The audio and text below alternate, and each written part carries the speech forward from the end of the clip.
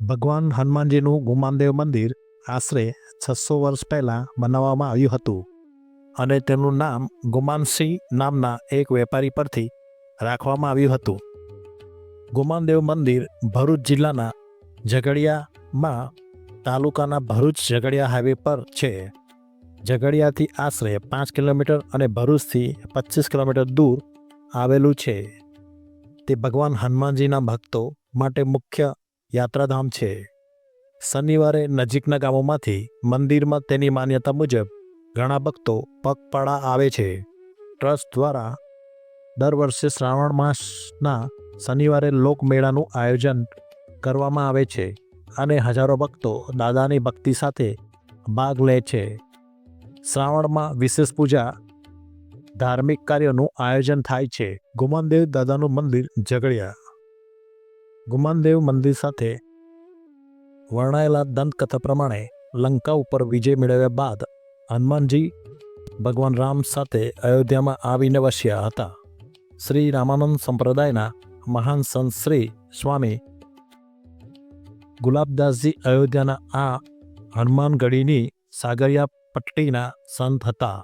તેઓ 500 વર્ષ અગાઉ ઝઘડિયા નજીક આવેલા મોટા સાંજા ગામ પાસે આવી વસ્યા હતા. ત્યાં એક રાત્રે સંત શ્રી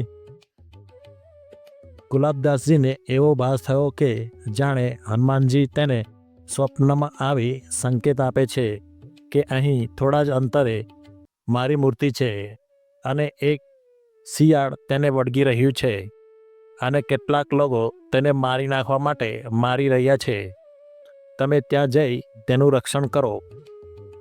એવો આભાસ થતાં જ સંત શ્રી ગુલાબદાસજી ત્યાં ગયા અને તે જગ્યાએ કેટલાક ગોવાળીઓ એ શિયાળને મારી રહ્યા હતા. આ શિયાળ મૂર્તિને ચોંટી રહ્યું હતું. ગોવાળીઓ આ શિયાળ રોજ જ આમ કરે છે, કહેતા ગુલાબદાસજીએ આદેશ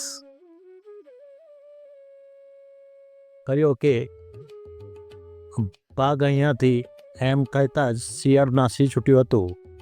આ ચમત્કાર આસપાસના ગામોમાં પહોંચતા લોકો દર્શનાર્થે પહોંચ્યા હતા. ત્યાર પછી ગુમાનદેવ દાદાની મૂર્તિ હનુમાનજી જયંતિના દિવસે સ્થાપિત કરવામાં આવી હતી. અહીં હનુમાનજી હાજર હોવાના પરચા અનેક ભક્તોને મળ્યા છે. આજે શ્રાવણ માસનો ત્રીજો શનિવાર છે અને સવારથી જ લોકો અહીંયા આવીને હનુમાનજીના દર્શન કરે છે અને બધાએ પણ દર્શન કરીને હનુમાનજીને ભક્તિ અને શક્તિનો દર્શન કરે અને ધન્યતા અનુભવે. જય શ્રી રામ.